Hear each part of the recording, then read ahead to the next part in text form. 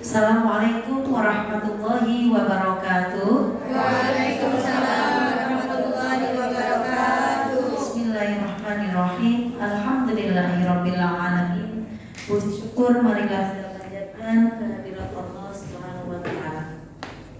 Salawat dan salam semoga tercurah kepada junjungan kita Rasulullah Muhammad sallallahu alaihi wasallam beserta keluarga dan para sahabatnya. Yang kami hormati Bapak Kepala Sekolah SD Kiai Ibrahim, Ustaz Aan Minanur Rahman MPD, Ustadz-ustadzah sekalian yang senantiasa berbahagia, semoga senantiasa diberikan kesehatan, kemudahan dalam menjalankan segala aktivitas hari ini dan seterusnya. Amin ya rabbal alamin.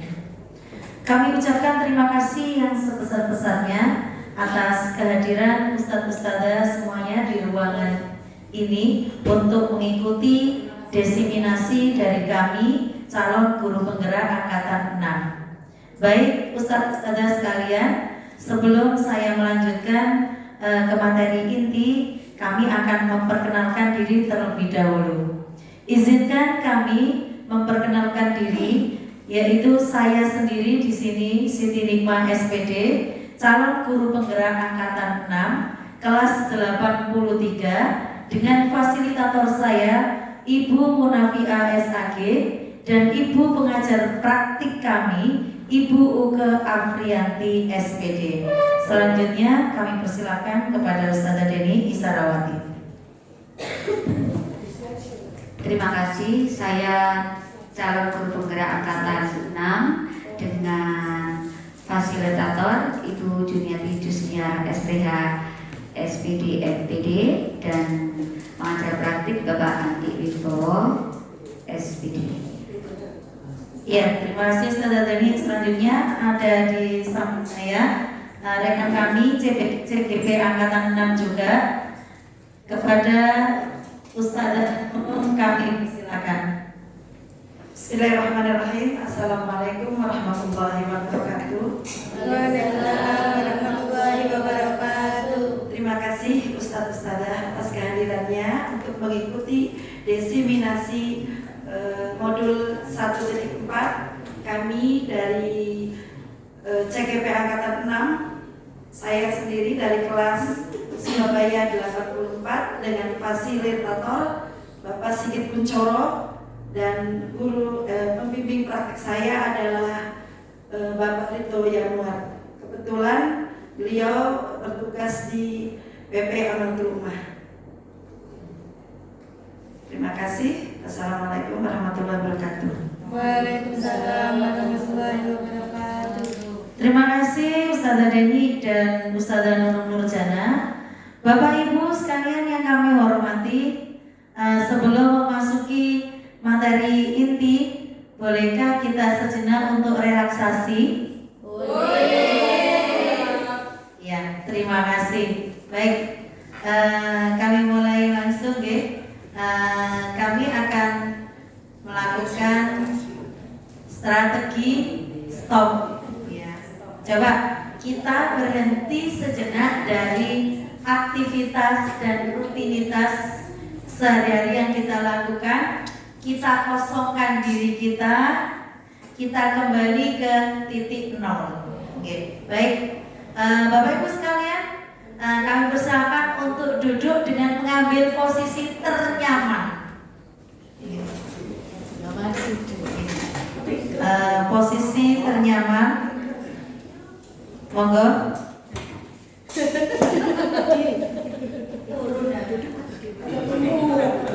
Ternyaman. Ya. Ambil posisi ternyaman. Letakkan kedua telapak tangan kita di atas paha.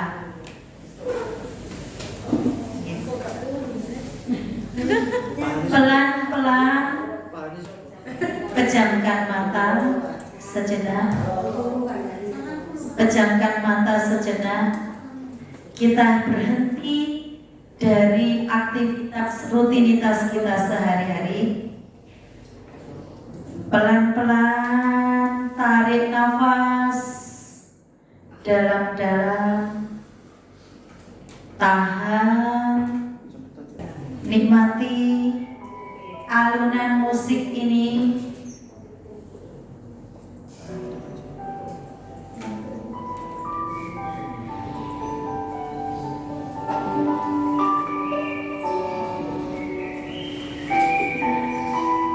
Sekali lagi, tarik nafas lagi,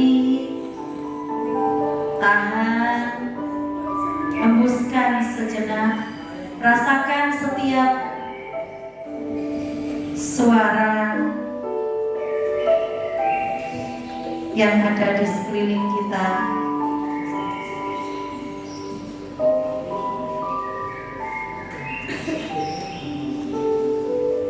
Ambil nafas pelan, nafas dalam.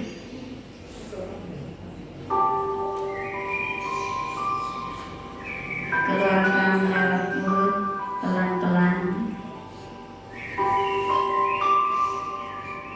Mari kita bersyukur atas semua nikmat yang telah diberikan Allah Subhanahu wa Ta'ala.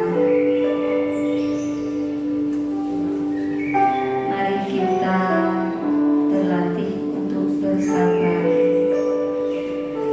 bersabar dalam segala hal, bersabar menghadapi segala permasalahan.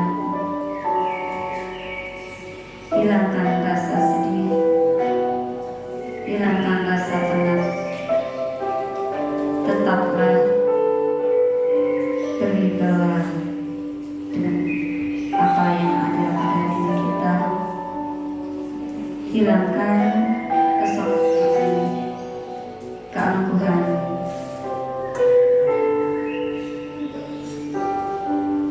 Ketenangan merupakan sumber kekuatan.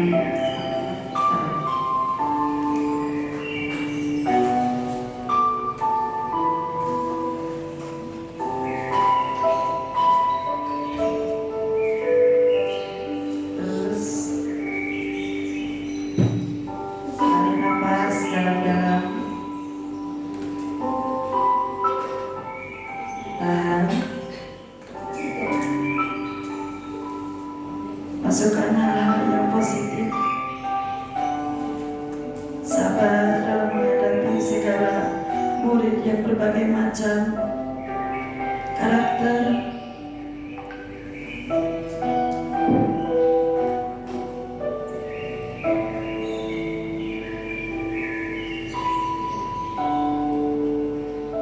Sabar menghadapi wali murid yang berbagai macam karakternya. Setelah berpikiran positif bahwa kita bisa untuk menghadapi segalanya.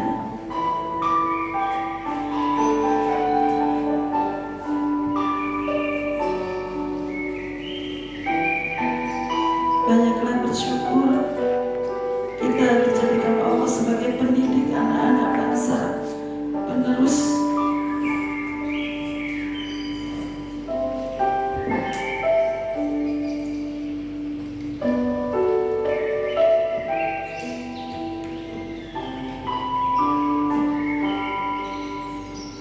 Pelan-pelan, mari kita buka mata kita. Kita buka mata kita kembali. Bagaimana apa yang dirasakan oleh Bapak Ibu sekalian? Kira-kira lebih fresh lagi. Oke, alhamdulillah. Kita beri tepuk tangan untuk kita semuanya. Baik, Bapak Ibu sekalian, kami sudah memperkenalkan diri. Maksud dan tujuan kami apa hari ini adalah untuk melaksanakan diseminasi modul 1.4 tentang budaya positif. Sebelum kita melanjutkan ke materi inti, kita terlebih dahulu akan membuat kesepakatan kegiatan kita pada pagi hari ini. Mari kita bersama-sama ya. Yang pertama, kira-kira apa yang kita sepakati? Monggo dari Ustazah Sia, Ustazah Sofi, Ustaz Roni. Demi kelancaran kegiatan pagi hari ini, mari kita membuat kesepakatan bersama dulu. Monggo. Ya, boleh. Ya. Sambil. Oke, tertib ya dari Viro tertib.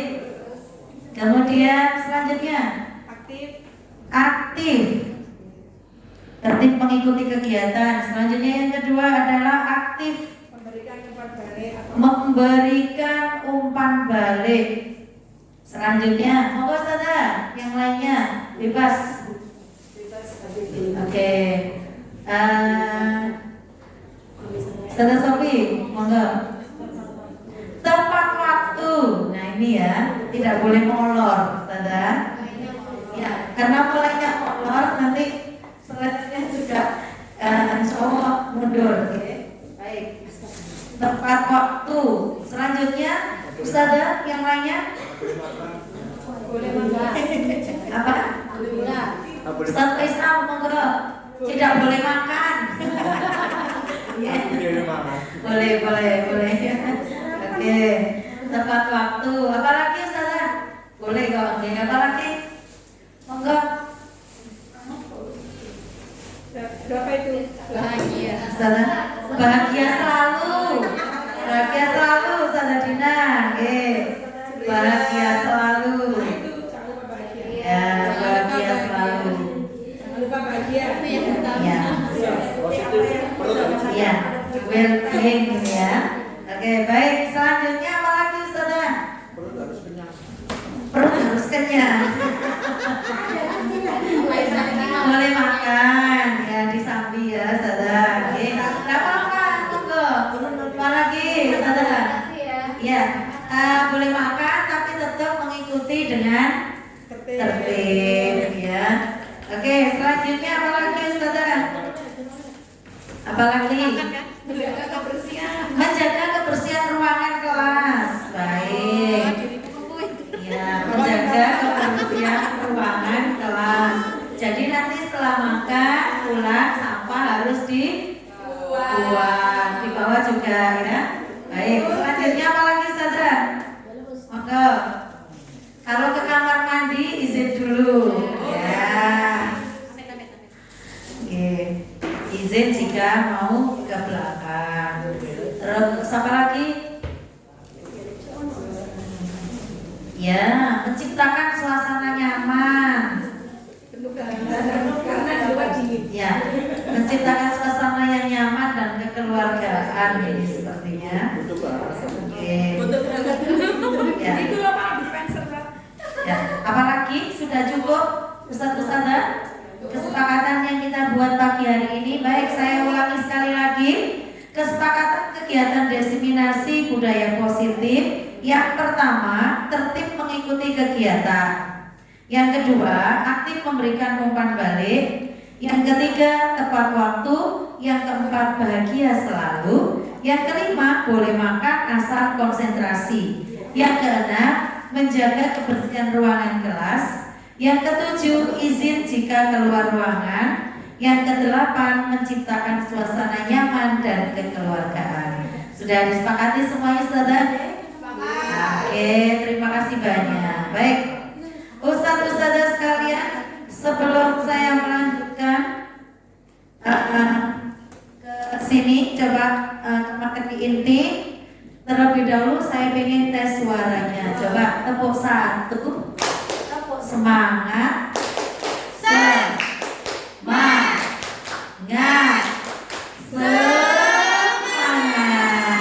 Terima kasih Ustazah. Baik, saya ingin mengajak Ustazah semuanya untuk mengenang kembali ke masa lalu. Ya.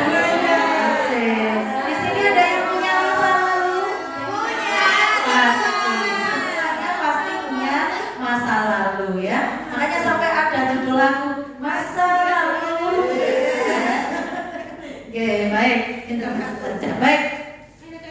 Pasti Ustazah semuanya ketika bersekolah dulu punya kenangan yang tidak pernah terlupakan. Nah, tentu saja pengalaman ada yang menyenangkan dan ada yang tidak menyenangkan. Nah, saya ingin bertanya kepada ustadz-ustadzah semuanya, manakah yang paling berkesan sampai sekarang? Menyenangkan. Yang menyenangkan. Baik, Ustazah Putri yang menyenangkan. Nah, oke, boleh saya bertanya Ustazah, mengapa pengalaman itu menjadi sangat menyenangkan? Karena memiliki filosofi yang sangat istimewa. Oh, memiliki filosofi yang sangat istimewa. Tentu ini sangat membekas sekali ya. Baik.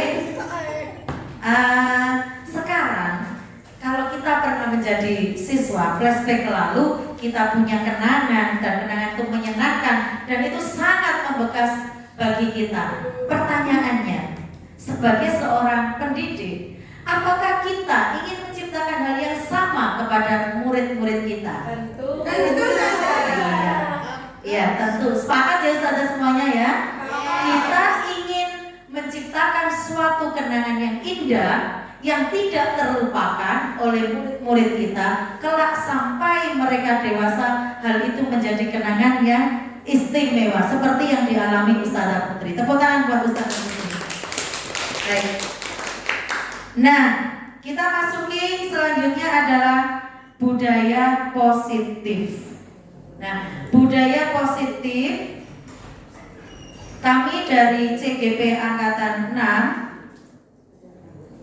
kelas 83, kemudian kelas 84, Ustazah Deni kelas 63 akan mengupas tuntas apa itu budaya positif. Selanjutnya, mohon Ustazah Deni.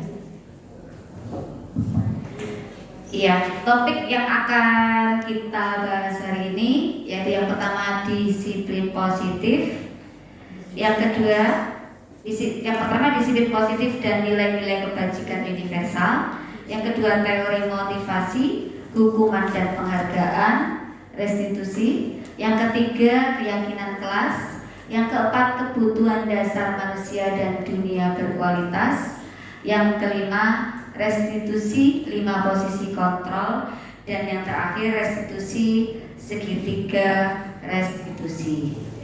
Apa sih topik dari keenam materi di disiplin positif ini? Akan kita kupas satu persatu. Silakan. Baiklah Ustazah, sebelum kita masuk ke topik pertama, kita melihat gambar yang ada di slide. Setuju atau tidak setuju?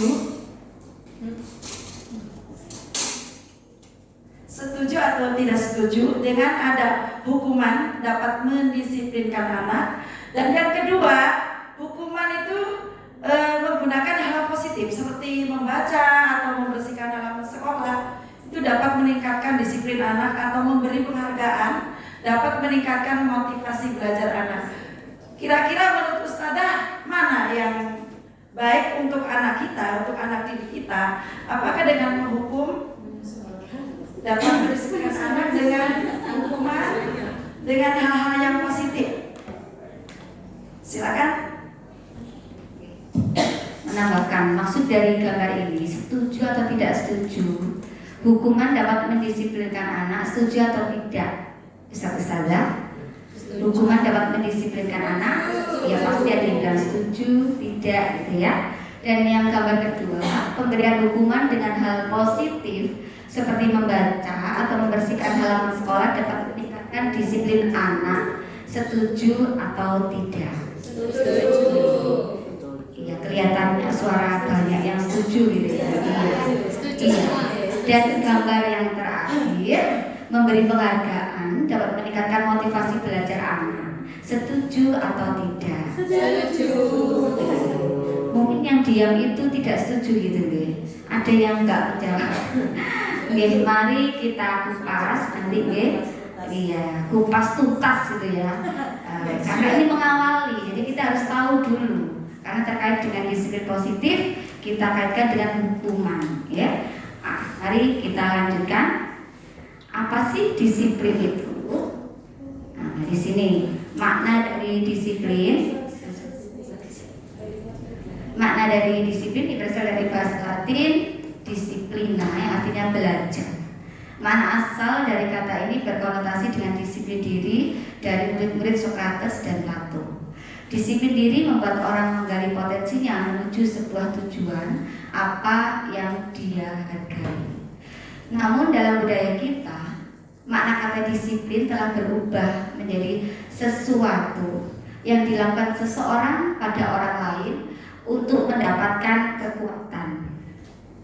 Kecenderungan umum adalah menghubungkan kata disiplin dengan ketidaknyamanan, bukan dengan apa yang kita hargai atau pencapaian suatu tujuan yang mulia. Itu makna disiplin. Baik, selanjutnya kita akan membahas tentang disiplin dan nilai-nilai kebajikannya. Nah, baik. Di sini sudah ada berpasang-pasangan, ya? Sudah berpasang-pasangan? Iya. Oke, Ustaz Viro mungkin bisa berpasangan dengan Ustaz Roni. Oh, silakan. Silakan. Ustaz di sini. Oke, mengajar praktek. Memantau, saya memantau. Oke, baik. Berikutnya, ya, mari kita bereksperimen dulu ya. Oke, asik. Kita akan bahas siapa sesungguhnya yang memiliki kontrol. Nah, di sini kalau kita praktek itu ada alat dan buahnya itu secari kertas yang mudah digenggam dengan ukuran dan ketebalan, kemudian ada alat tulis. Di potongan kertas tulis satu benda atau satu nilai atau satu sesuatu yang sangat amat berharga bagi Anda. Saya yakin Bapak Ibu di sini semuanya pasti memiliki sesuatu yang sangat berharga, baik itu berupa wujud benda materi ataupun yang lainnya. Di rumah pasti ada sesuatu, diingat-ingat, bayangkan benda apa yang menurut Bapak Ibu itu istimewa.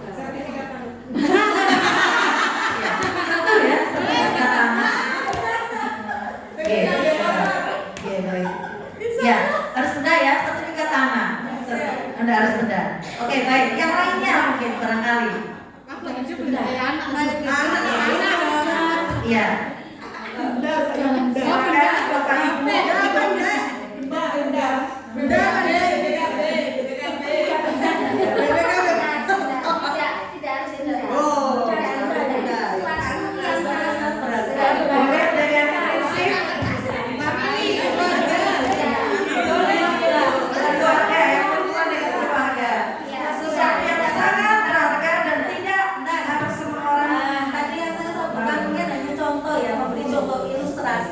Tapi tidak perlu disebutkan sertifikat tanah. Tidak usah. Kalau bagi saya katanya sangat berharga ya. Bayangkan, ya bayangkan. Silakan menggenggam seperti di tangan kan? di tangan aja. Di tangan aja. Di tangan aja. Bayangkan di tangan Bapak Ibu ini Ada sesuatu yang sangat berharga dan tidak orang lain perlu tahu. dan orang lain tidak boleh Memiliki. Bayangkan, silakan. Ya. Ustaz Sada membayangkan satu nilai yang sangat berharga bagi Ustaz Sada. Satu nilai, bukan hanya benda. Benda itu kan kadang bukan hal yang berharga ya buat kita. Coba satu nilai yang menurut Ustaz Sada sangat berharga. Boleh sambil membayangkan, sambil memejamkan mata. Memejamkan mata. Coba satu nilai itu harus dijaga Ustaz Sada, dijaga dengan kuat. Tidak boleh satu orang pun yang mengambil sesuatu yang berharga. Baik, saya lanjutkan. Di sini ada Ustazah Sofi dan Ustazah Asia. Silakan berhadapan. Ustazah Sofi menggenggam sesuatu yang punya nilai yang sangat berharga. Kemudian Ustazah Asia dia ingin memiliki benda ataupun nilai yang sangat berharga tadi dari Ustazah Sofi. Coba silakan dirayu. Dirayu sampai lepas nih pegangannya. Boleh enggak dia dimiliki? Diminta dulu. Boleh enggak? Boleh enggak? Enggak boleh. Silakan membujuk sekarang. Membujuk merayu. Boleh enggak Ustazah Sofi? Jangan, tetap jangan. Jangan si Alis. Ustazah Asia ini lama-lama capek. Coba diangkat dengan kekerasan. Boleh enggak? Tidak boleh. Iya. Coba memaksa mengubah kepala tangan. Boleh enggak? Tidak boleh ternyata ya. Baik, monggo. Iya. Terima kasih. Semua juga bisa mencoba. Nanti bisa dicoba ya muridnya. Sudah tadi ya dirasakan apa yang terjadi. Ya, apa yang terjadi. Ini terkait dengan kontrol, teori kontrol ya saudara. Akan kita lanjutkan ke materi berikutnya.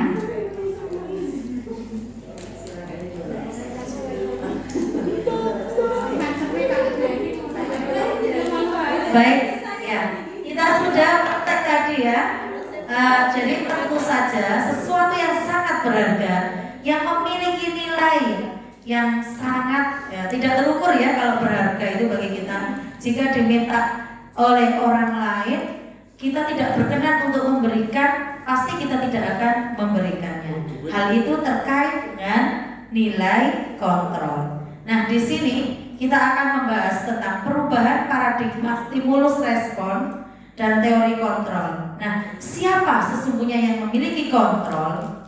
Nah, kita berikan stimulus respon. Kita mencoba mengubah orang agar berpandangan sama dengan kita. Nah, kalau menurut teori kontrol, kita berusaha memahami pandangan orang lain tentang dunia. Kemudian, perilaku buruk dilihat sebagai suatu kesalahan kalau menurut stimulus respon. Nah, kalau menurut teori kontrol, maka semua perilaku itu memiliki tujuan. Menurut stimulus respon, orang lain bisa mengontrol saya. Kalau teori kontrol, hanya Anda yang bisa mengontrol diri Anda. Sekali lagi, orang lain bisa mengontrol saya. Kalau teori kontrol, hanya Anda yang bisa mengontrol diri Anda sendiri. Berikutnya, stimulus respon, saya bisa mengontrol orang lain. Sedangkan teori kontrol, Anda tidak bisa mengontrol orang lain. Tadi dipraktekkan dengan menggenggam tangan.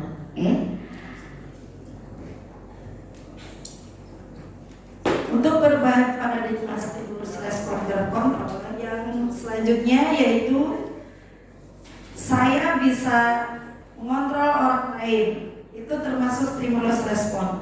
Untuk teori kontrolnya, Anda tidak bisa mengontrol orang lain. Selanjutnya, pemaksaan ada pada saat bujukan yang gagal. Tadi Ustazah Ustazah Asia memaksa untuk membuka genggamannya yang ada di Ustazah Sofi. Untuk teori kontrolnya, kolaborasi dan konsensus menciptakan pilihan-pilihan yang baru. Bisa dengan sesuatu yang baru yang bisa untuk membuka genggaman yang dimiliki Ustazah Sofi itu. Yang terakhir, stimulus respon, model berpikir menang atau kalah. Untuk teori kontrolnya, model berpikir menang-menangan. Selanjutnya ini ada peta pikiran terkait dengan disiplin positif yang akan kita bahas dari teori kontrol atau teori pilihan Dr. William Glasser. Yang pertama, Anda tidak bisa mengontrol orang lain, hanya Anda yang bisa mengontrol diri Anda sendiri. Ini terkait dengan kita dan nanti mengimbasnya ke anak-anak. Anda tidak bisa mengontrol orang lain, hanya Anda yang bisa mengontrol diri Anda. Makna disiplin, belajar kontrol diri dengan menggali potensi kita agar tercapai tujuan mulia, yaitu sesuatu menjadi seseorang yang kita inginkan berdasarkan nilai-nilai yang kita hargai. Berikutnya, semua perilaku memiliki tujuan. Di sini ada teori motivasi ekstrinsik dan motivasi intrinsik. Motivasi ekstrinsik, motivasi dari luar. Motivasi intrinsik dari dalam diri kita sendiri. Motivasi ekstrinsik diantaranya yang pertama untuk menghindari hukuman, yang tadi sudah di awal ada gambar-gambar itu. Yang pertama itu motivasi ekstrinsik, nanti akan dijabarkan. Ini kita hanya membaca peta pikiran dulu. Yang kedua, motivasi ekstrinsik untuk mendapatkan imbalan. Jadi hukumannya tadi dia nggak melakukan kesalahan karena ingin mendapat imbalan. Dan yang pertama tadi menghindari hukuman. Yang berikutnya motivasi intrinsik dari dalam, yaitu semua perilaku memiliki tujuan untuk menghargai diri sendiri, nilai-nilai kebajikan universal, dan menjadi keyakinan kelas yang akan menjadi keyakinan diri dia sendiri. Selanjutnya kita akan membahas tentang model berpikir menang-menang. Di sini bukan menang-menangan ya. Maksudnya di sini itu win-win solution gitu ya. Jadi semua merasa menang ya, semua merasa terakomodir. Jadi tidak ada satu menang, satu kalah ya. Jadi kemudian selanjutnya kolaborasi dan konsensus menciptakan pilihan-pilihan baru. Kaitannya dengan tadi yang di depan tadi, setujukah Anda dengan hukuman, dengan pemberian reward? Kemudian yang satu lagi tadi tentang memberikan hukuman tapi yang bersifat positif seperti membaca dan lain-lain. Nanti kita akan bahas di sini ada 5 posisi kontrol guru. Ya. 5 posisi kontrol guru di sini. Yang pertama sebagai seorang penghukum. Kemudian yang kedua sebagai pembuat rasa bersalah. Yang ketiga sebagai teman. Yang keempat sebagai pemantau. Yang kelima sebagai manajer.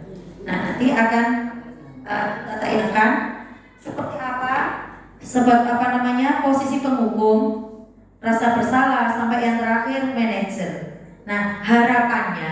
Harapannya kita sebagai seorang pendidik, kita berada di posisi manajer, bukan sebagai seorang penghukum ataupun pembuat rasa bersalah. Minimal kita berada di posisi sebagai seorang pemantau. Kemudian bagaimana untuk menyelesaikan suatu permasalahan yang kita hadapi di kelas? Kita bisa menggunakan segitiga restitusi. Hal baru lagi ya. Kalau saya baru tahu di guru penggerak itu ada istilah restitusi ya di sini. Kalau sebelumnya mungkin restitusi dalam kata yang lain. Ternyata di dunia pendidikan kita pakai istilah restitusi, yaitu sebagai penyelesaian masalah. Nanti ada satu yang pertama, strategi yang ada dalam segitiga restitusi, menstabilkan identitas. Yang kedua, validasi kebutuhan. Yang ketiga, menanyakan tentang keyakinan. Selanjutnya, kita akan membahas tentang realitas. Kebutuhan kita itu berbeda. Kita berusaha memahami pandangan orang lain tentang dunia. Setiap orang itu memiliki gambaran yang berbeda-beda. Tentu saja ada kebutuhan manusia yang harus kita penuhi, yaitu ada 5. Yang pertama tentang penguasaan, kasih sayang, rasa diterima, kesenangan, dan juga kebebasan.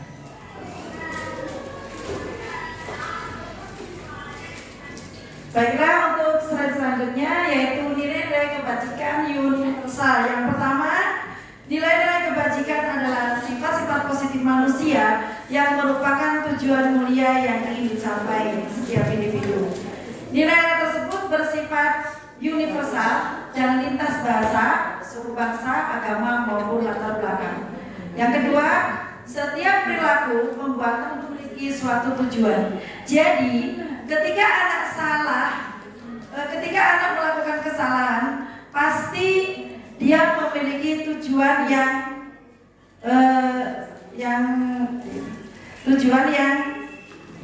dicapai.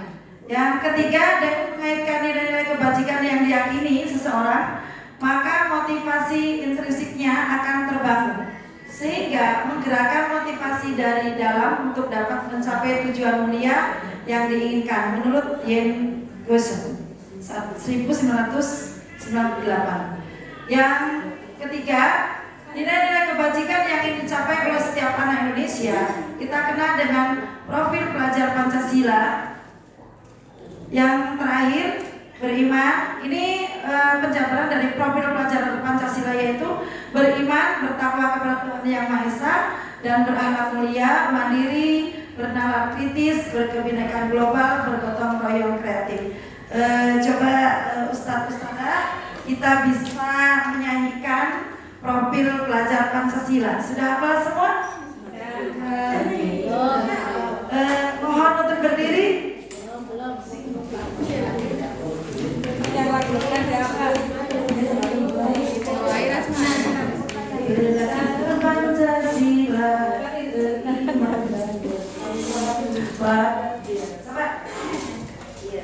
Sudah hafal semua ya, saudara? Ini saudara sudah mempraktekkan, apalagi saudara Sofi dan saudara.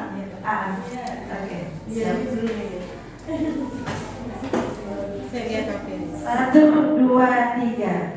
Belajar Pancasila, beriman dan bertakwa kepada Tuhan Yang Esa, dan berakhlak mulia, berdiri dengan berdoa, gotong royong, mandiri, kreatif, dan bernalar kritis.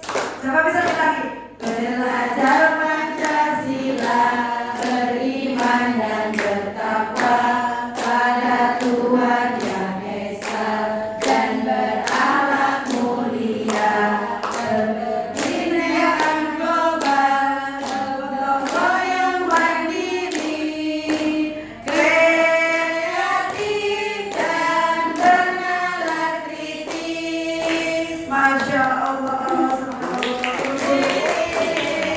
Hebat semuanya. Semoga anak-anak kita semua menjadi profil pelajar Pancasila yang baik. Amin. Selanjutnya, Ustaz. Baik, terima kasih Saudara Jana. Selanjutnya, Bapak Ibu sekalian, kita akan membahas tentang teori motivasi, hukuman, penghargaan, dan restitusi. Mungkin tadi di poin yang awal masih bingung ya, ini apa sih yang dimaksud sebenarnya itu? Ada motivasi, ada hukuman, penghargaan, restitusi. Ya, mari kita kupas di sini bersama-sama. Oke, baik. Teori motivasi perilaku manusia. Untuk menghindari ketidaknyamanan atau hukuman, apa yang terjadi apabila saya tidak melakukannya? Coba, ada yang bisa jawab di sini? Apa yang akan terjadi apabila saya tidak melakukannya, tidak melakukan sesuatu? Ya, monggo. Dari teori motivasi perilaku manusia ini, yang pertama kita bahas teori motivasi. Ini 3 contoh.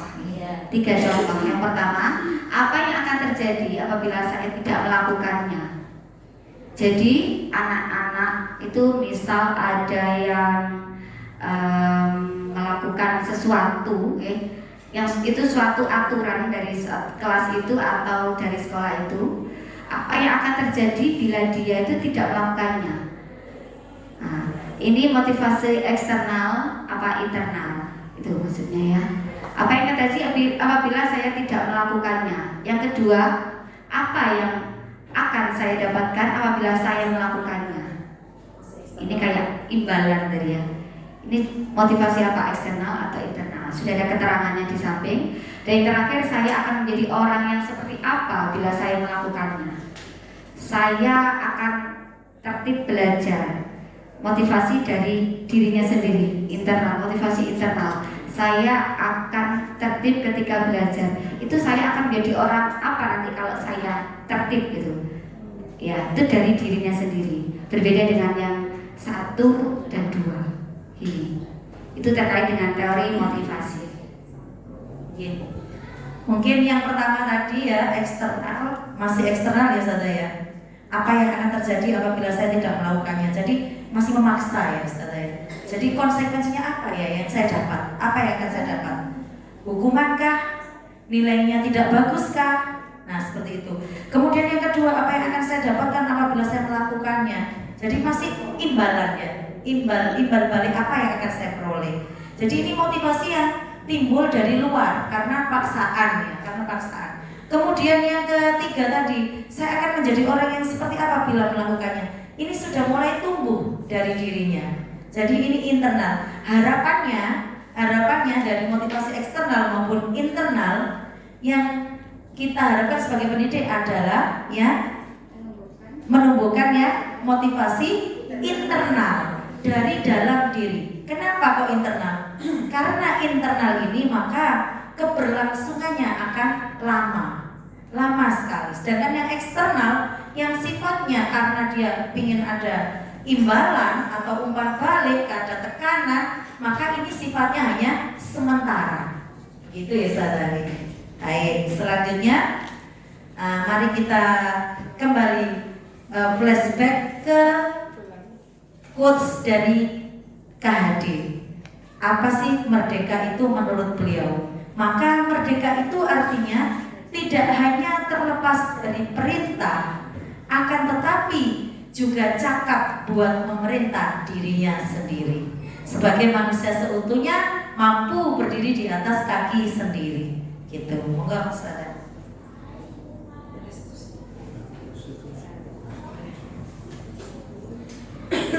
Selanjutnya, untuk menyelesaikan suatu permasalahan di kelas, kita menggunakan yang di modul ini yaitu restitusi. Restitusi itu apa sih? Proses menciptakan kondisi bagi murid untuk memperbaiki kesalahan mereka, sehingga mereka bisa kembali pada kelompok mereka dengan karakter yang lebih kuat. Restitusi juga merupakan proses kolaboratif yang mengajarkan murid untuk mencari solusi untuk masalah mereka dan membantu murid berpikir tentang orang seperti apa yang mereka ingin menjadi tujuan mulia dan bagaimana mereka harus memperlakukan orang lain. Oke, lanjut. Di sini ada 9 ciri-ciri. Ya, 9 ciri-ciri restitusi bisa dilihat di ini di slide. Yang pertama, bukan untuk menebus kesalahan, namun untuk belajar dari kesalahan. Yang kedua, perbaiki hubungan. Yang ketiga, tawaran, bukan paksaan.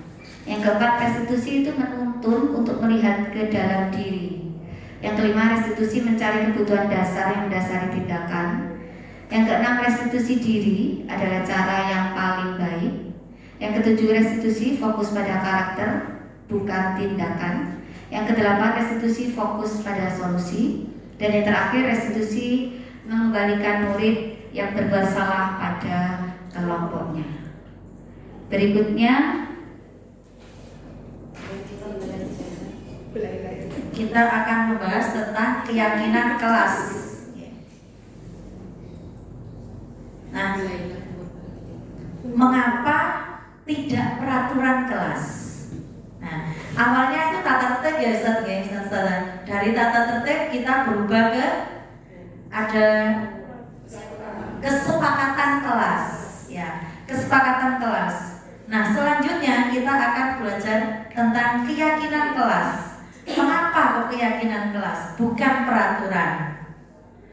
Nah, seperti tadi yang sudah kita bahas sebelumnya tentang nilai-nilai keyakinan kelas sebagai motivasi intrinsik. Nah, itu lebih menggerakkan seseorang dibandingkan mengikuti serangkaian peraturan-peraturan yang ada.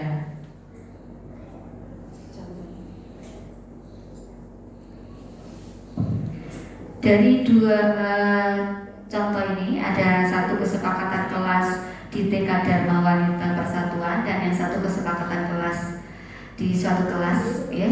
Dari dua contoh ini coba mana yang merupakan keyakinan kelas, yang ini kanan apa kiri, yang hijau atau yang putih yang merupakan keyakinan kelas?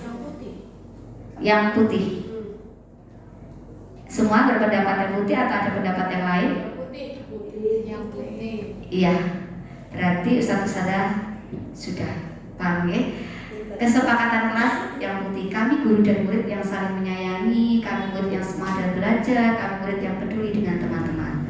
Kalau yang sebelah itu kesepakatan kelas datang tepat waktu mengucapkan salam, ini seperti peraturan, ya.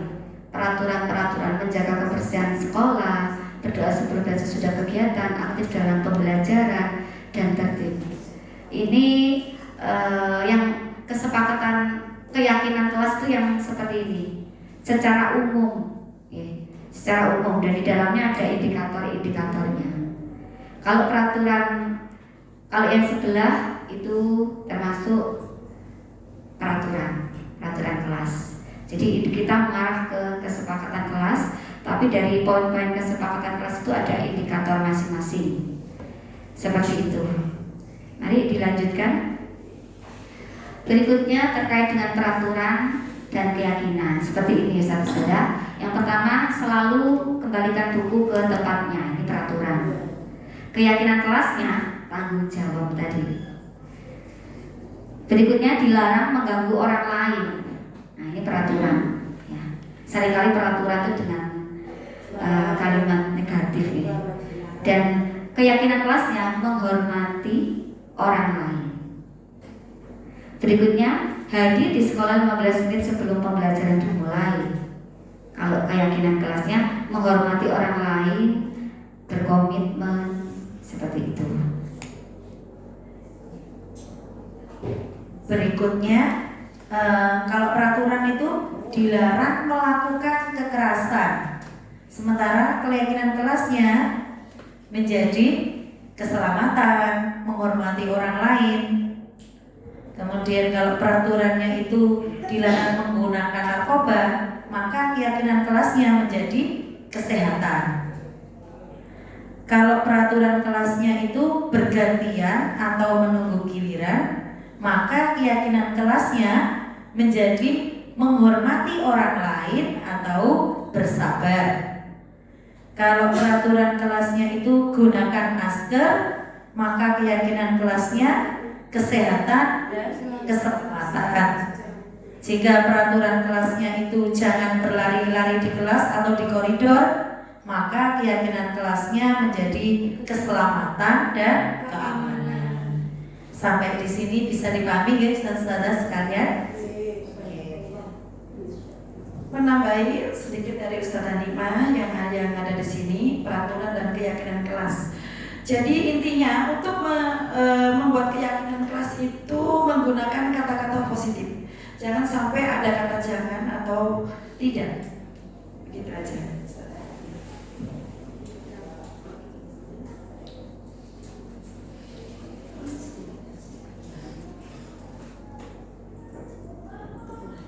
Oke, baik Ustaz-ustaz semuanya, kita coba deh bersama-sama. Oke. Di sini ada tindakan guru, kemudian ini termasuk tindakan ini termasuk hukuman apa konsekuensi? Hukuman. Nah, bentar, saya bacakan satu-satu ya. Semangat kalau dihukum ya sepertinya. Ya semangat ya Saudara Putri ya. Yang pertama, nah ini dulu sumber yang saya lakukan ini ya. Mencatat 100 kali di dalam buku kalimat saya tidak akan terlambat lagi karena terlambat ke sekolah. Ini termasuk hukuman apa konsekuensi, Ustazah? Hukuman. Terus sekali, Ustazah ya? Oke, tepuk tangan. Berikutnya yang kedua, lari basket sebanyak 2 kali karena terlambat hadir di sekolah. Hukuman apa konsekuensi? Baik. Lanjut, yang ketiga, murid diminta untuk push up 15 kali karena tidak menggunakan masker ke sekolah. Itu hukuman atau konsekuensi? Hukuman. Baik, lanjut. Menggantikan kertas tugas teman yang telah dicoret-coret. Konsekuensi. Karena di situ ada hubungan ya antara tugas teman yang telah dicoret-coret apa menggantikan kertas itu tanggung jawab, ada rasa tanggung jawab di situ. Yang selanjutnya membersihkan tumpahan air di meja tulis karena tersenggol pada saat belajar. Konsekuensi. Karena masih ada hubungan erat dengan masalah yang sebelumnya. Murid disuruh untuk melepas sepatu seharian di sekolah karena tidak mengenakan sepatu hitam. Betul, iya. Ustaz SDK Ibrahim bisa membedakan antara hukuman dan konsekuensi 100. Ya, nanti tinggal prakteknya aja ya di kelas masing-masing. Baik, saudara sekalian, sejatinya hukuman itu memang berhasil pada orang-orang sukses karena mereka dapat menyerapnya dan memaafkan si penghukum. Hukuman itu tidak bekerja pada anak yang memiliki identitas gagal karena tindakan ini hanya menegaskan ketidakmampuannya ya. Oke, lanjut ya saudara. Setelah tadi kita membahas tentang keyakinan kelas ya, restitusi ya. Oke, kemudian kita praktek untuk membuat kita yang dari kemarin itu kita praktek membuat keyakinan kelas di kelas masing-masing. Ini sebuah contoh saja. Ini sebuah contoh saja yang telah kami buat. Ya, keyakinan di kelas 4A.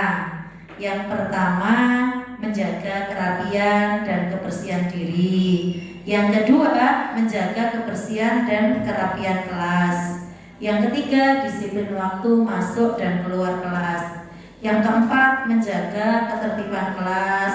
Yang kelima, berbicara dan bersikap sopan kepada semua warga sekolah. Kemudian yang keenam, saling menyayangi dan membantu. Ini salah satu contoh saja yang telah kami buat kemarin karena kami mendapatkan tugas untuk membuat keyakinan kelas. Itu ustadz-ustadzah sekalian, oke?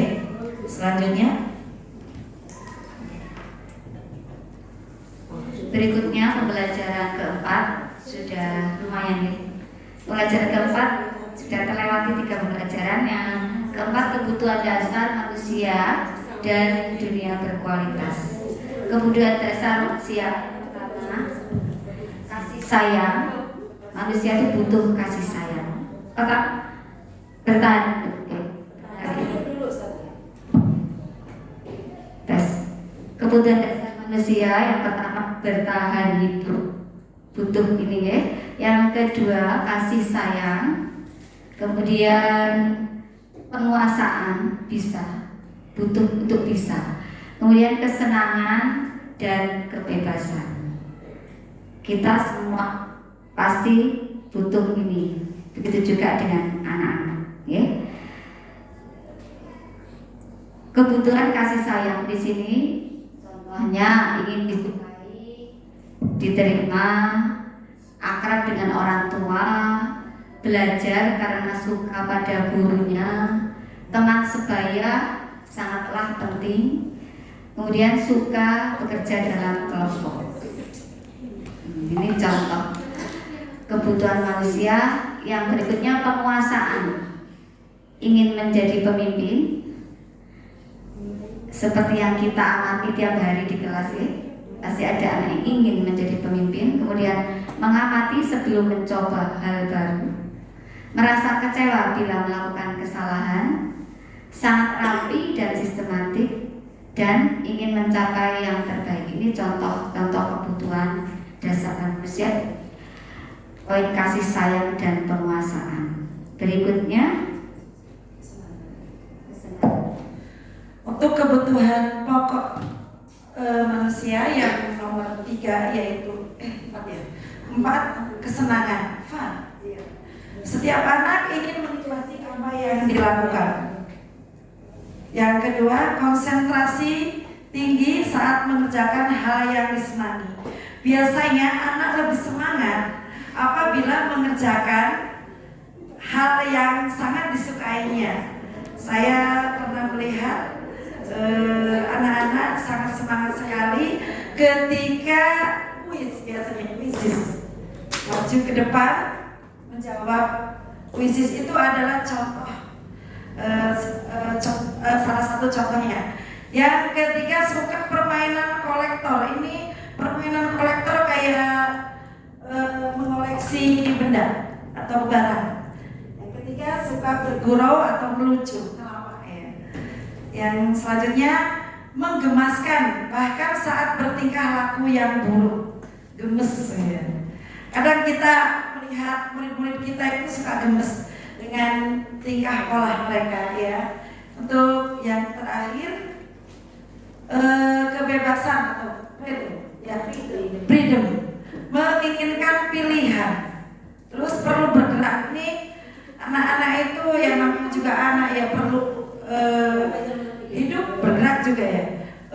Banyak permainan, diantaranya kita sering melihat anak-anak bermain bola ya, padahal sudah dilarang karena merusak keadaan yang ada di sekitarnya, tapi tetap untuk melakukannya. Suka mencoba-coba.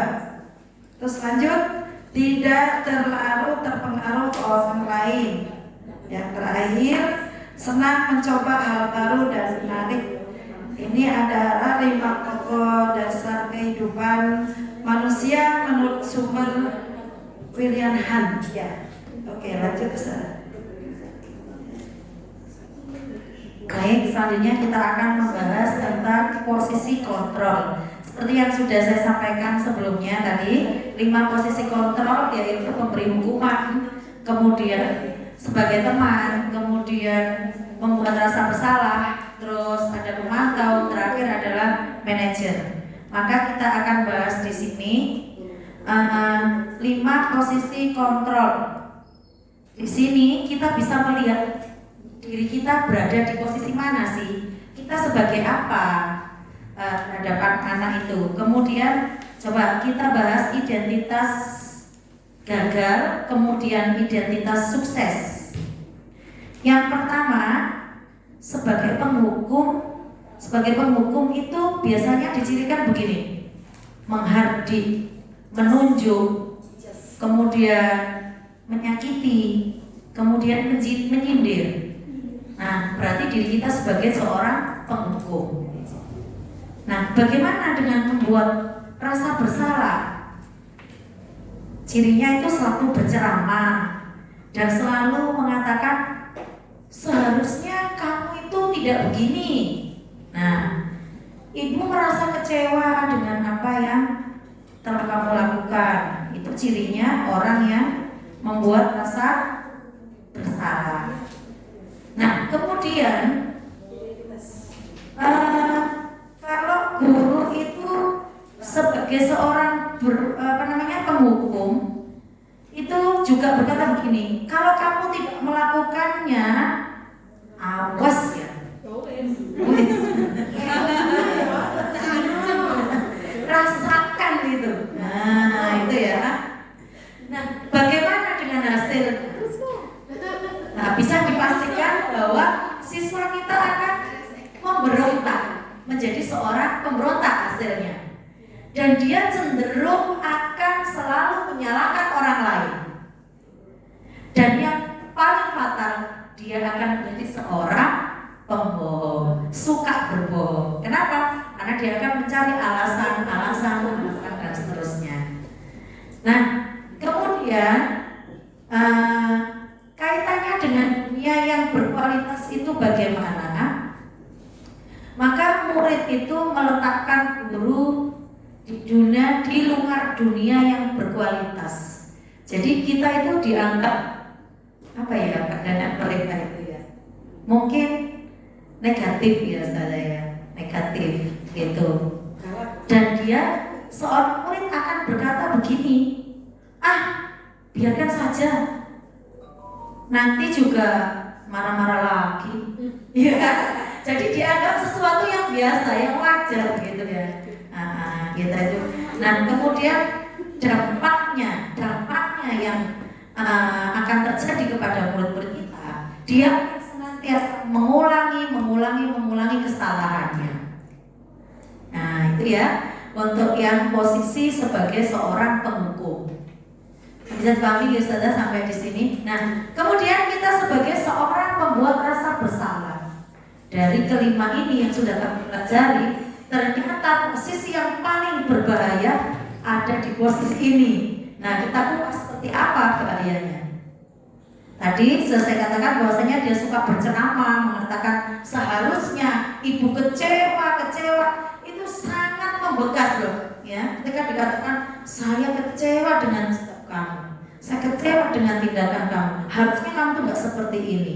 Nah, kemudian gurunya berkata tadi sudah seperti itu ya. Kemudian hasilnya bagaimana? Dia akan juga selalu menyembunyikan baik itu kesalahan apa yang sudah dilakukan.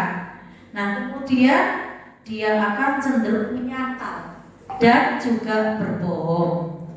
Nah bagaimana dia itu melihat dunia berkualitas terhadap seorang guru? Dia akan meletakkan guru di dalam dunia berkualitas ya. Kemudian muridnya berkata, dia akan selalu berkata begini, maafkan saya Bu, maafkan saya Pak. Nah dampak yang paling fatal, dia akan selalu menjadi orang yang merasa bersalah, orang yang tidak berguna ya, merasa tidak berguna. Nah fatal sekali ya. Di sini fatalnya itu akibatnya, ke depannya, jangka panjangnya. Baik, selanjutnya di identitas suksesnya. Untuk 5 posisi kontrol identitas berhasil sukses. Yang pertama kita memposisikan teman. Guru berbuat membuatkan alasan-alasan untuk muridnya ya. Terus untuk guru berkata, ayolah lakukan demi ibu, masa kamu tidak mau? Ingat kelak ibu kayak tahu tulisannya cilik.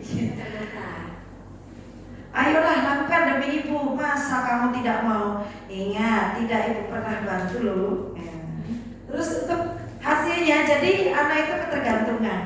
Lanjut untuk kaitan dengan dunia berkualitas, murid meletakkan guru sebagai orang yang sangat penting di dunia berkualitas ya. Selanjutnya murid berkata, saya pikir Bapak Ibu teman saya, ternyata begitu. Dampak pada murid lemah, tidak mandiri, jadi tergantung ya, menggantungkan kepada guru terus ya. Untuk selanjutnya pemantau ini guru berbuat menghitung dan mengukur. Guru berkata, apa peraturannya? Hasilnya menyesuaikan diri bila diawasi. Jadi murid kalau tidak diawasi, dia akan cenderung tidak melakukan. Jadi dia hanya diawasi saja, murid tersebut akan melakukannya. Untuk kaitan dengan dunia berkualitas, murid meletakkan guru, peraturan dan hukum di dunia berkualitas. Murid berkata, berapa banyak bintang yang saya harus peroleh, berapa halaman yang harus saya tulis. Nah ini adalah mengharapkan sesuatu. Dampak pada murid, menitik beratkan pada sanksi atau hadiah untuk dirinya. Lanjut manajer Ustazah.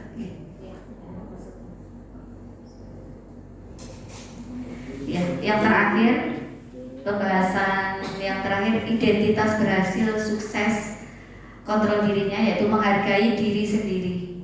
Kalau posisi guru di manajer ini, guru mengajukan pertanyaan-pertanyaan kayak memancing, pertanyaan terkait dengan misal menurut kamu keyakinan sekolah mana yang perlu kamu tingkatkan dan sebagainya. Pokoknya dengan pertanyaan-pertanyaan. Okay.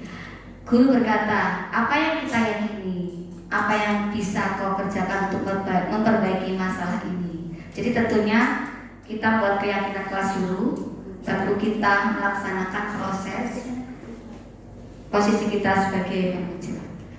Hasilnya bisa menguatkan pribadi anak itu.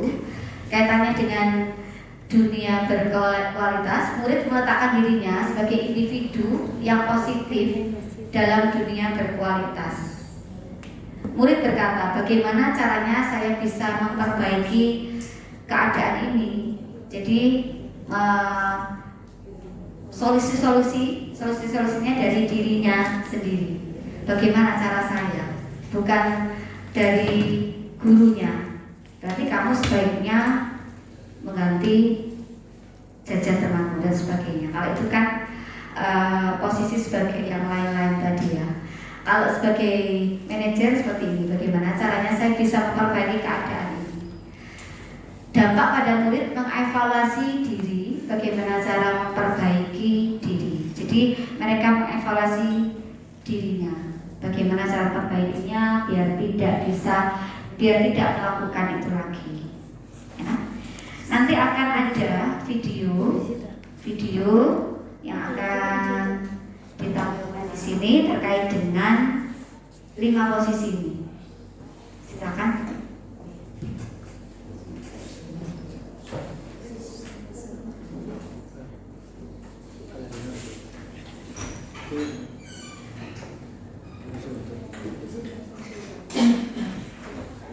Tadi kan seperti teori-teori itu. Coba kita lihat praktek dari video ini.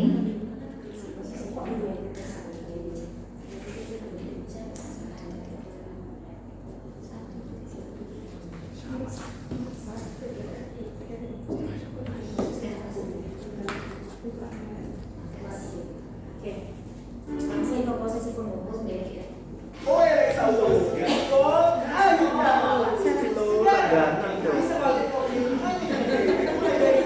Itu premium. Itu go.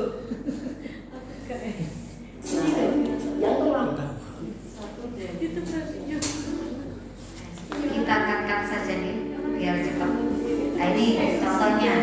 Ini kan teori kata-kata. Jadi mungkin sulit ya kita pahami. Ini prakteknya.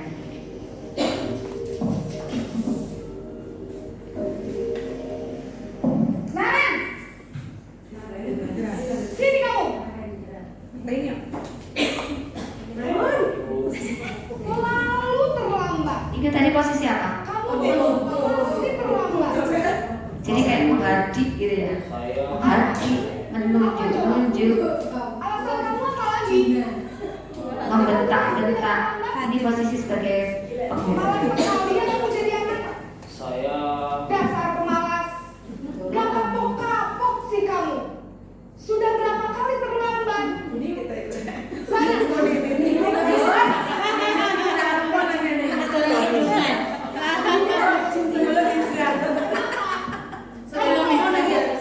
berani-beraninya jawab.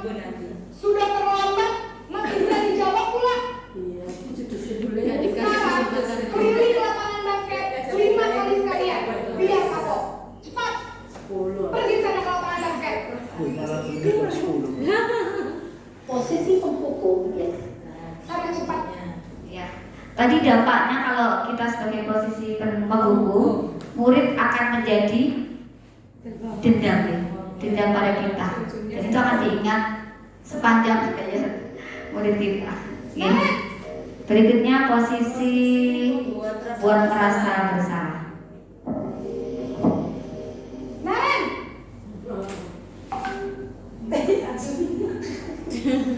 selamat pagi Bu. Naren. Kamu kenapa terlambat lagi, Nak?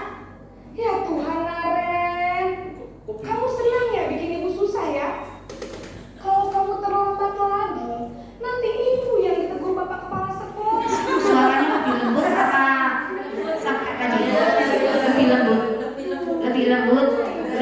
tenang, namun kata-katanya menyalahkan. Tenang tapi menyalahkan. Kamu suka ya kalau ibu menyebut kepala sekolah. Terus sekarang ibu harus tulis apa yang di buku absen? Ini kamu sudah sering terlambat loh. Ibu harus coba. Maaf Bu, maaf sekali. Ya sudah, lain kali jangan bikin ibu susah lagi ya nak ya. Ibu tidak akan kuat lagi kalau kamu gini terus. Bisa jantungan kalau ibu Gimana kalau sekolah?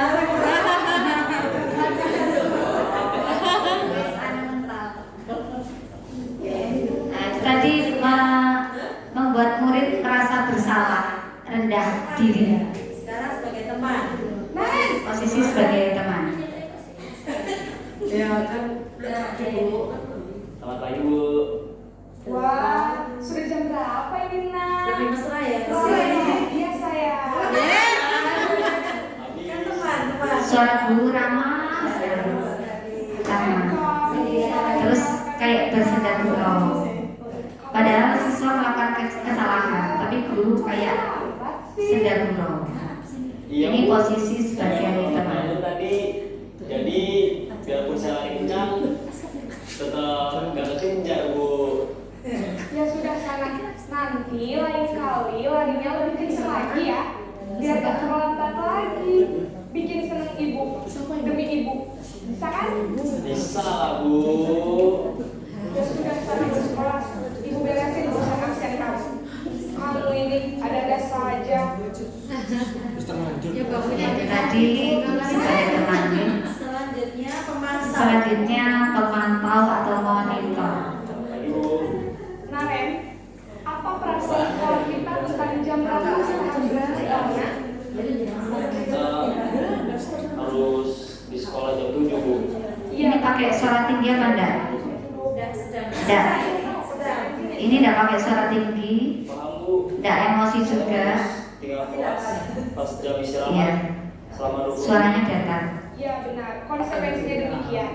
Jadi nanti jam 9.30 pas istirahat, kamu harus tinggal di kelas, kerjakan tugas tambahan untuk ketertinggalan kamu, ya. Baik Bu. Nah, itu tadi cenderung formal ya, posisi pemantau atau monitor. Jadi selanjutnya tanya tadi gimana Bu Saudara? Dampaknya ke konsekuensi ya, hadiah kayak gitu ya, yang tadi. Kepada konsekuensi. Iya, selalu dikembalikan ke hadiah konsekuensi. Ini yang terakhir, posisi sebagai manajer. Pagi Bu. Selamat pagi, Naren. Ya, sekolah masuknya jam 7, sekarang sudah jam 7.20. Jadi sekarang bagaimana ini, Naren? Maaf Bu, saya lupa salah alarm saya semalam. Baiklah, menurut kamu, keyakinan sekolah yang mana yang perlu kamu tingkatkan?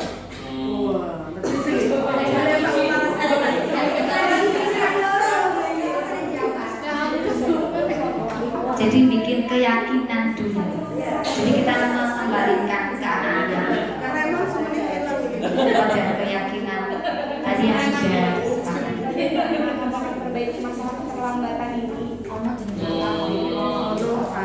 Suaranya tadi netral, gurunya netral, tapi tidak menunjukkan cengengesan gitu ya. Serius tapi kayak nggak marah gitu ya. Ada Bu, kakak saya, Kak Emma. Ada lagi selain Kak Banyak pertanyaan-pertanyaan. Dari posisi manajer ini banyak pertanyaan-pertanyaan adalah Kak Emma dan ibu kamu ya. Kira-kira akan mulai start alarm kapan nih, Naren? Setelah pulang sekolah, akan segera saya lakukan. Baik, jadi Naren akan setel alarm untuk bangun besok pagi dan akan diingatkan oleh kakak dan ibu dan Naren ya. Jadi solusinya dari guru apa dari siswa sendiri? Dari siswa sendiri. Tidak ada Bu. Baik, Naren. Terima kasih untuk kerjasama kamu. Sekarang kamu perlu kembali ke kelas untuk belajar. Baik Bu, terima kasih.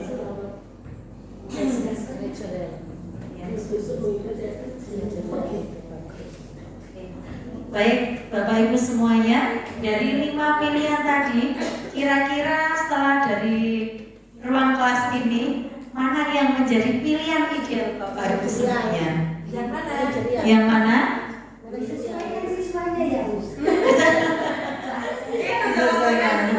Jawabannya tepat sekali. Nah, tapi posisi yang paling indah di sini adalah sebagai seorang manajer. Paling tidak, ya, paling turun-turunlah kita sebagai seorang pemantau. Oke, di pemantau. Itu Ustazah. Selanjutnya, tapi satu lagi ya, tadi selalu dikembalikan manajer tadi dikembalikan kepada keyakinan kelas. Jadi sebelum membuat satu keputusan, maka terlebih dahulu siswa diajak kembali kepada keyakinan kelas gitu. Jadi nanti buat keyakinan kelas terlebih dahulu. Kita akan membahas ke segitiga restitusi. Di segitiga restitusi ini ada 3 langkah ya. Ada 3 langkah dalam penyelesaian masalah. Yang pertama yaitu menstabilkan identitas.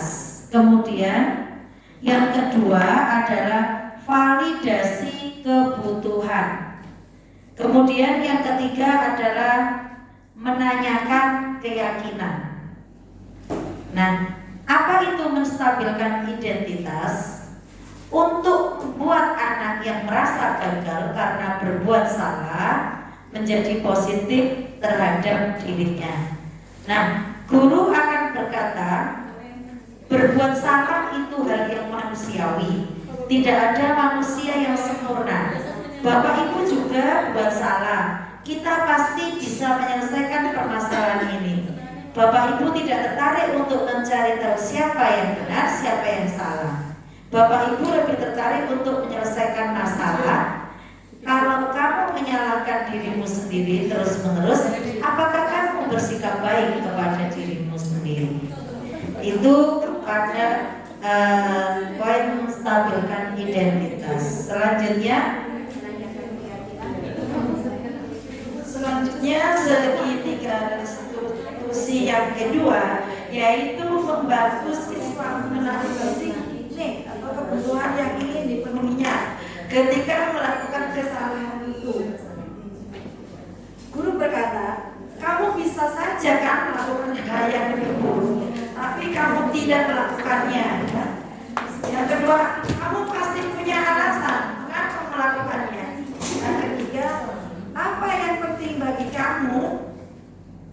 Kamu boleh tetap berusaha menjaga sikap itu, tapi tambahkan sikap yang lain yang baru. Maukah kamu belajar cara lain untuk mendapat yang kamu butuhkan tanpa harus mengumpul? Apakah kamu bisa melakukan dengan lebih baik besok lagi? Dari saya, sebelumnya terima kasih sudah mau belajar bersama kami bertiga. Terima kasih atas waktunya. Yang terakhir dari saya, disiplin positif bukan untuk menjadi murid tertib, tapi mengembalikan anak pada harga diri.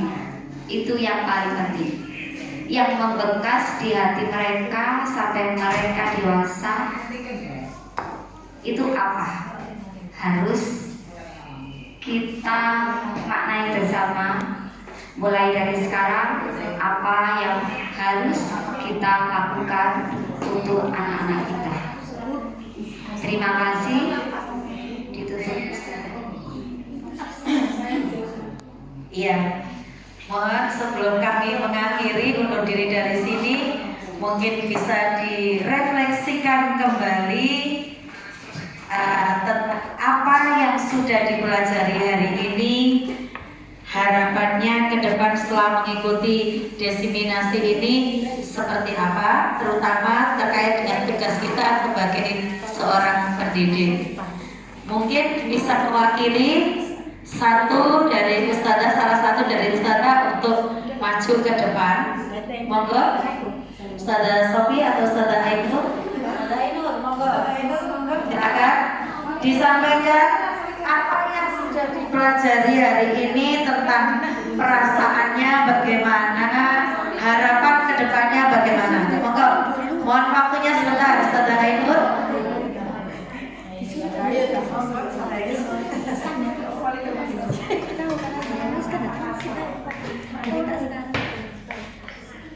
Oke, assalamualaikum warahmatullahi wabarakatuh. Waalaikumsalam. Terima kasih banyak atas sharing ilmunya Ustazah Deni, Ustazah Nima, dan Ustazah Jana yang tentunya materi hari ini insya Allah sangat bermanfaat dan tentunya harapannya adalah membudaya. Nah, ini ustadz-ustadzah semua, mari bersama-sama dari pimpinan sekolah, wali kelas, dan guru bidang studi, karena ini tidak hanya wali kelas saja, tapi semua stakeholder yang ada di sekolah harus bisa mempraktekkan budaya-budaya positif di sekolah kita tercinta. Seperti itu, terima kasih. Harapannya ditunggu materi selanjutnya. Terima kasih. Assalamualaikum warahmatullahi wabarakatuh. Waalaikumsalam. Aplaus buat Ustazah Ainur. Sebagai penutup salam dari pertemuan kita pagi hari ini, bersama-sama nanti kita ikuti salam guru penggerak ya. Semoga nanti semuanya menjadi guru penggerak. Tapi kita juga masih calon ya. Kalau yang sudah guru penggerak beneran itu Ustazah Tahan dan Ustazah Sofi ya. Oke, doakan kami juga bisa menyelesaikan hingga tuntas ya, dengan baik program yang kami ikuti saat ini. Bersama-sama ya, kita latihan dulu ya. Salam guru penggerak. Bergerak, bergerak, menggerakkan, baperan. Baperan itu bawa perubahan. Ya. Baperan kita singkat jadi bawa baperan, bawa perubahan. Baperan, yes. Yes. Jadi ya, jadi sisanya ya. Oke. Bergerak, bergerak. Oke ya, sekali lagi ya, nanti saya dulu ya. Salam guru penggerak. Bergerak, bergerak, menggerakkan, baperan, yes. Sekali lagi ya, bersama-sama Alisa ya. Sudah ya.